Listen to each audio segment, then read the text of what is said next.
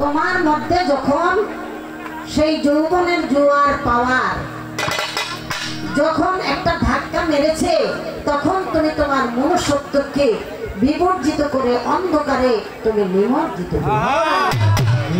তুমি পশুর কর্ম করেছো। পশুর কর্ম বলতে পশুর চেয়ে নিকৃষ্ট। পশুও তা করে না, তুমি তাই করেছো। পরিশেষে তুমি সর্বহারা হয়ে গালে হাত দিয়ে ভিখারির মতো তুমি দাঁড়ে দাঁড়ে ঘুরো। সত্য কেন তোমার 16 আনা আমার দেয় নাই আল্লাহ? বাজান দেয় নাই আল্লাহ? আমাকে সবারই তো আমার 16 আনা দান করছে।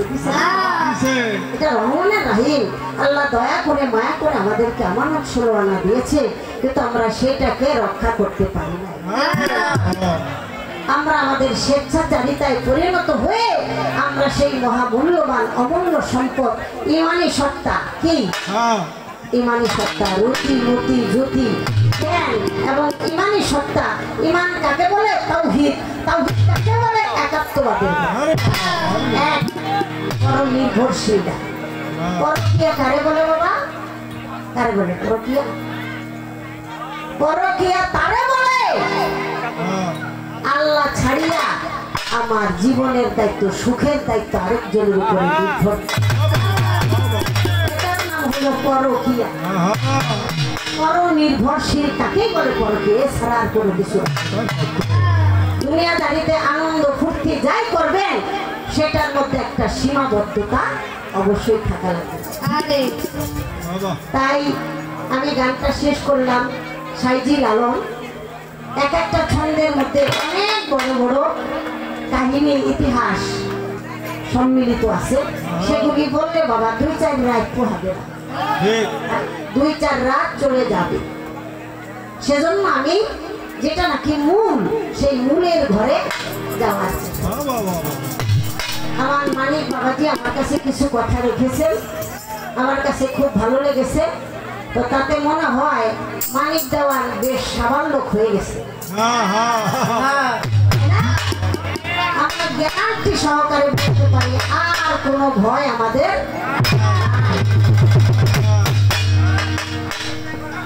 মায়ের লোকে যখন ফেগাম ধরছে,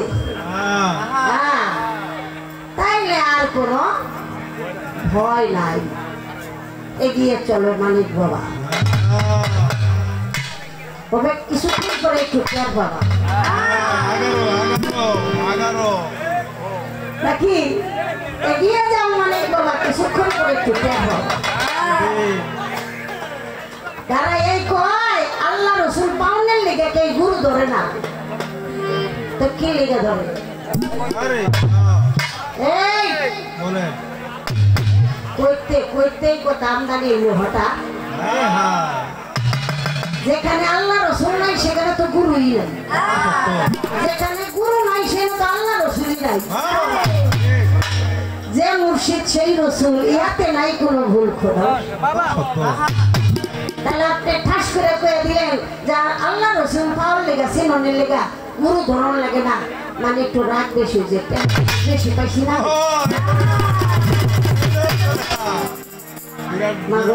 দুই একটা পাগল দেখে আমি মনে করেন 200 টাকা দিয়ে আরেকটারে 100 দিলে সেটা মেতে টেড়াই হারায়।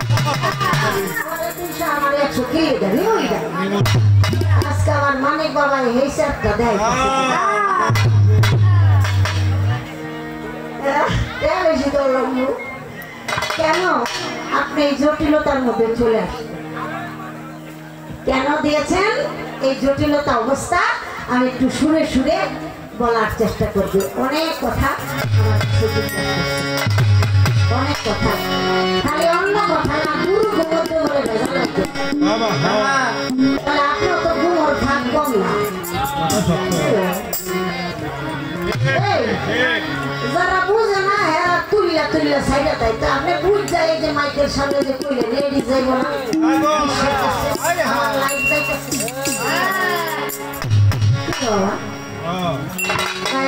বাপের বাইন্দা বাইতেছে মানি লোকের মানার লাই ভাষাই যাবে। ফকির বাড়ি গুরু বাড়ির ভাত খাইয়া কোথায় টাকা দিতেছে আমাদের সেই মুরা পাগলা বাবা ভালো হয়েছে পাও দুটাই আর চলে না অনেক টাকা উদ্ধার করছে হ্যাঁ সুন্দরভাবে কথা বলেছে আমি বলার চেষ্টা করব গুরু গুরু আমি আপনাদেরকে বলি সবকিছুরই কিন্তু একটা গোপন আমি আমার গুরু আমি যার হাতে হাত দিয়েছি সে আমার স্বর্গ সে আমার আভায়াত সে আমার অমৃত সুখ আমার মুর্শিদের যাহা তাহা আমার জন্য মুক্তির সোপান এটা হলো যার যার মুর্শিদের ব্যাপার এখন যে গুরু ধরে নাই সে কি আমার মুর্শিদের মর্ম বুঝতে পারবে না তো সেই জন্য তারে ওই কথা কইয়া কোনো লাভ বাবা যেই মেয়ের পেটে বাচ্চা হয় নাই সে কিন্তু প্রসব বেদনা বুঝবে হ্যাঁ কানবো আউলা জাউলা হুদাই দেখ দেখাই বইরে গিয়ে কান্দে জোয়া খেতে তো যার পেটে বাচ্চা আছে সেই কেবল প্রসব বেদনা বুঝতে পারে তাই যে গুরু ধরেছে তরিকার মধ্যে গিয়েছে তারাই ব্যাপারটা বুঝতে পারে আপনারা তো গুমর ভাগ করুন লাগবো না বাইনা কইরা নিয়ে সিফা ঘরের মধ্যে কেন নাইয়া 8 বিবাহ করে যারা বুঝে না হেরা কইছে তুই কইছিস করলো কারণ মানুষের ঘরে মাইন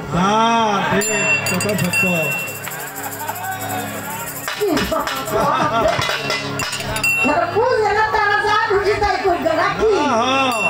ওই যেমন মনসুর হাল্লাদ রে সবাই পাথর মারে সে খিলখিল করে হাসে আর যখন নাকি তার গুরু ভাই যখন রাস্তা দিয়ে যাইতাছে এই রাস্তা দিয়ে যে যাইবো এই পাগলা রে একটা করে ইট মারতে হইব পাথর মারতে হইব যে তার বিচার করবো কাজে চিন্তা করলাম আমার গুরু বাড়ি কি পাথর মারতে পারি যাক পকেটে আমার একটা গোলাপ ফুল আছে গোলাপ ফুলটা আস্তে করে আস্তে করে যখন গোলাপ ফুলটা মেরা দিছে তখন মনসুর হাল্লাদ চোর করে ভাই আমি তো তোমার পাথর মারি নাই তোমার তো একটা ফুল পাচ্ছি তুমি কাইন্দা দিলা কেন তখন হাঁটছো তুমি কাইন্দা দিলা ওই ভাই রে ওরা বুঝে না আমাদের পাথর মারছে আমি কার জন্য পাগল কারে ভালোবাসি ওরা তো প্রেমের জগতে নাই তাই আমারে আঘাত করে পাথর মারে কিন্তু তুই তোমায় যা রস আমি কাজ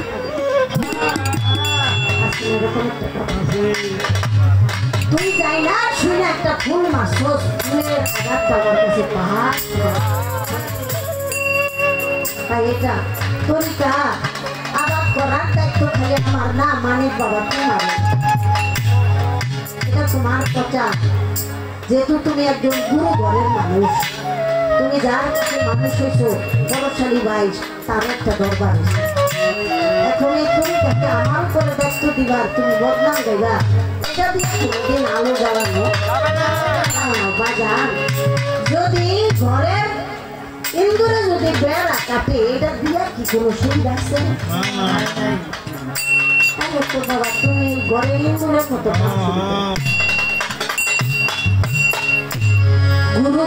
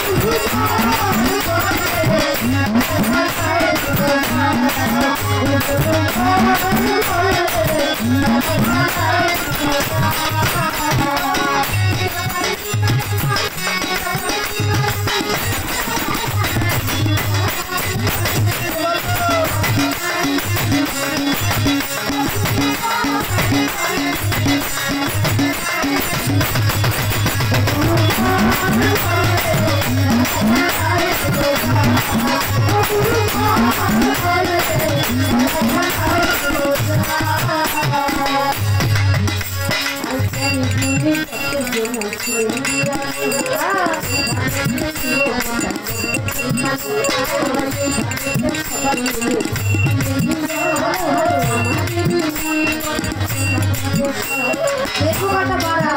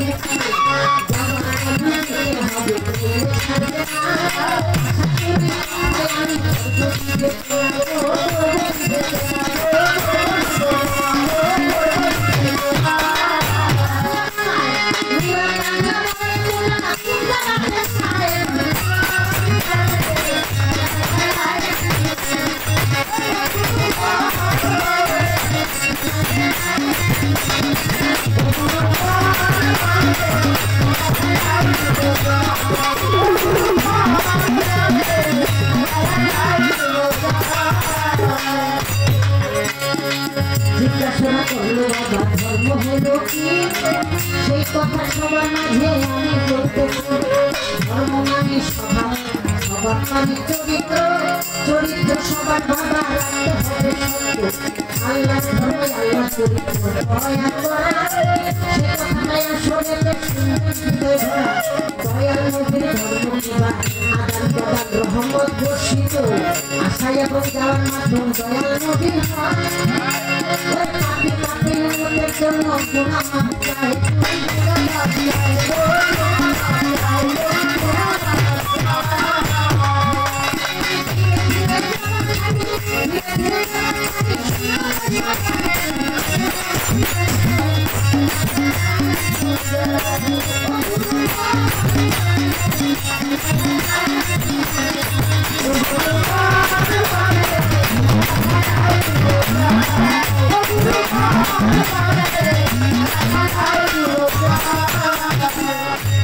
বলবো আমি সেই কথাটা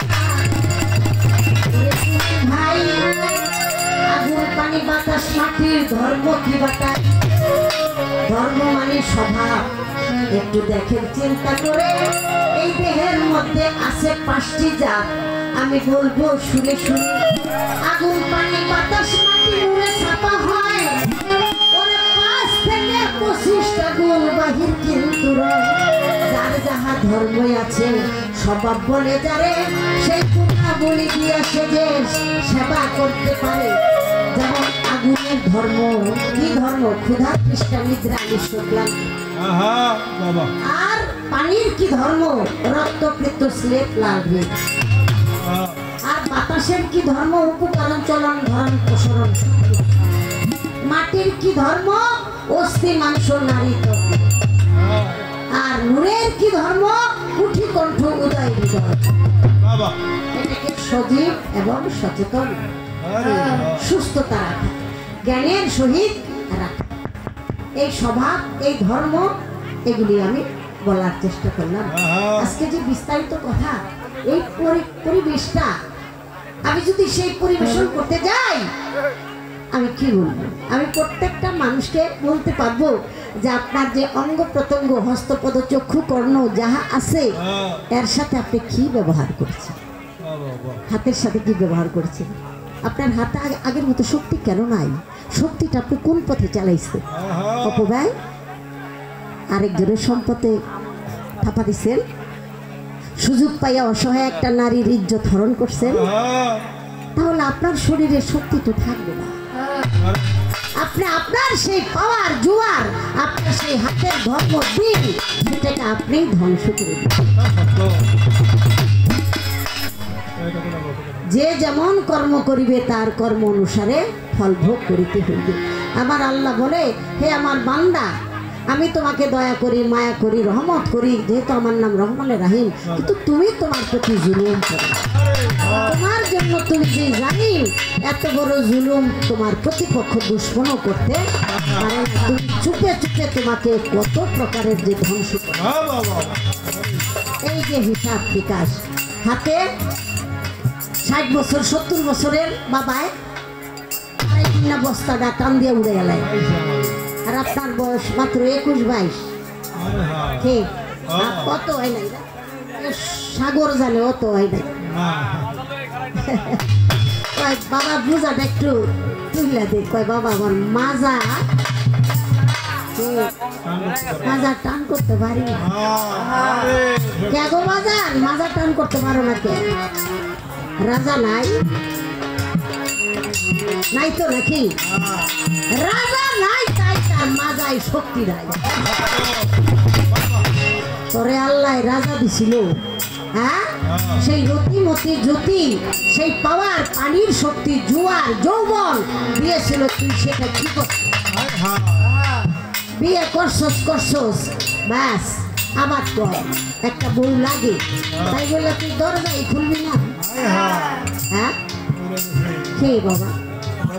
মাথা নষ্ট না মা বাবার নষ্ট বাবার যেমন তোমার মার মাথা নষ্ট কারণ ঘরের তোর বাইরে তো তুই সই দেখবি না করতে দেখবি কারণ দেহের মধ্যে মূল সম্পদ হলো পানি সম্পদ বাবা নাকি পানি সম্পদ এটা হলো শ্রেষ্ঠ সম্পদ এটা হলো পিতৃধন যে নাকি পিতৃধনের হেফাজত করতে পারে না এটাকে রক্ষা করতে পারে না সে কখনো পুত্র হতে পারে না তার নাম হয় পুত্র এই জন্য কথা বলা হয়েছে আল্লাহ বলেছে তুমি অপব্যয় করিও না কি যেই পানিতে তোমার সৃষ্টি সেই পানির প্রতি রাখো দৃষ্টি একটা ফোঁটা পানি যেন তুমি অপব্যয় না করো তাহলে তুমি শয়তানের বন্ধু তোমার অপব্যয়ের জন্য তোমাকে শাস্তি ভোগ করতে আপনি তো প্রেম করেন নাই তাই কারো কথা শুনে যদি একটু ভালোবাসাবাসি থাকতো তাহলে তার কথাটা আপনি শুনতেন আর সেই ভালোবাসাটা হলো যার যার মুর্শিদের মুর্শিদ কয় না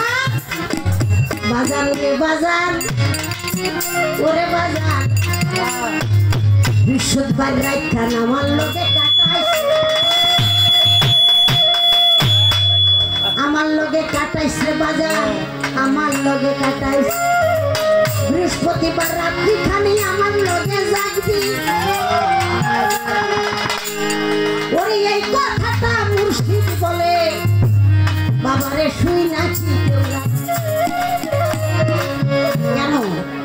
বৃহস্পতিবার হলো গুরুবার সেদিন ভুলক্রমে যদি কেউ নারী কুলে রাত্রি যাপন করে তার সেই বীজ ধন সূর্য ধন অগ্নি ধন সেটা যদি ধ্বংস করে তাহলে এর জন্য তার হায়াত কাটা যায় গুরু অনেক কৌশলের মাধ্যমে আপনাকে বাঁচানোর চেষ্টা করে তবে যাই হোক এখানে আমার অনেক মা বোন আছে আমি জানি না তারা গুরু ধরছে কিনা যদি ধরে থাকে তাহলে স্বামী হবে ধার্মিক আর আপনার নাম হবে সহধর্মী সহধর্মিণী হবে আপনার সাথে তার গভীর একটা প্রেমের সম্পর্ক হবে কারণ আপনি এখন তার বউ স্ত্রী নাই আপনি হচ্ছেন সহধর্মিণী স্বামীর সর্বাঙ্গীন ভাবে ধর্ম কর্মের সর্বাঙ্গীন সহযোগী তার নামই হলো সহধর্মী আপনি তাকে মাইরেন না হ্যাঁ যদি মহিলা যায় বিছানায় কয়দিন করে আগামতা করবে কষ্ট হইব না আপনার তাই রাক্ষসের ব্যবহার করেন না তারে প্রেম দিয়া বুকে নিয়ে আদর সোহাগ করা তারে অখণ্ড দেশে পৌঁছানোর চেষ্টা এটা হলো সহধর্মিণী বউয়ার স্ত্রী ভালো কাম নষ্ট করার স্ত্রী আর যখন সহধর্মিণী হবে তখন তার নাম হবে সতী আর সেই হবে সতী যে রক্ষা করতে পারে রতি মতি যার দ্বারা কখনো হবে না সতী এটাই হলো মূলত আমাদের মূল ধর্ম নিজকে চেনা আত্মার বৃত্তি ঘটানো প্রমেশন পাওয়া বাঁচো এবং বাড়ো প্রমেশন বাঁচলাম বিছানায় একদম মিথ্যা বিনাশ করে নিলাম এটার নাম বাঁচা না আমার বাঁচতে হবে এবং কর্মের দিক দিয়া স্থূল প্রবত্ত সাধক সিদ্ধি সেই সিদ্ধির দেশে দেখেন না একটু প্রেমের দেশে চেষ্টা করে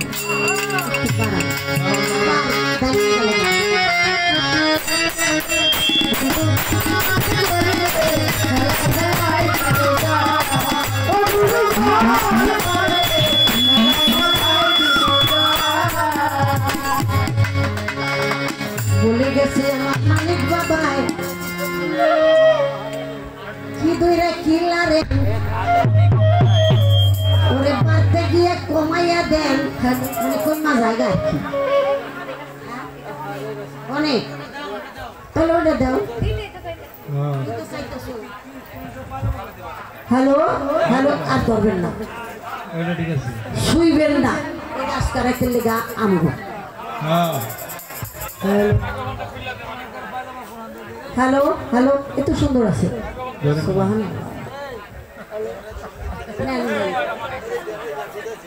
আচ্ছা এটা মালিককে দিয়ে দেন